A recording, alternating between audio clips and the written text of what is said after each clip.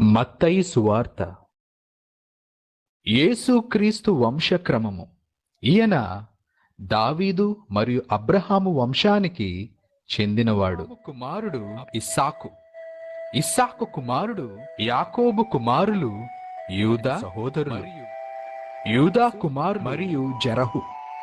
Peres జెరహుల తల్లి. Peres కుమారుడు యెస్రోము, యెస్రోము కుమారుడు అరాము, అరాము కుమారుడు అమ్మినాదాబు కుమారుడు నయసోను, షల్మా, షల్మా కుమారుడు బోయజు, బోయజు తల్లి రాహాబు, ఓబేదు తల్లి రూతు, ఓబేదు కుమారుడు యెషయి, యెషయికు దావీదు, దావీదు కుమారుడు సొలొమోను, సొలొమోను తల్లి పూర్వం ఊరియా భార్య.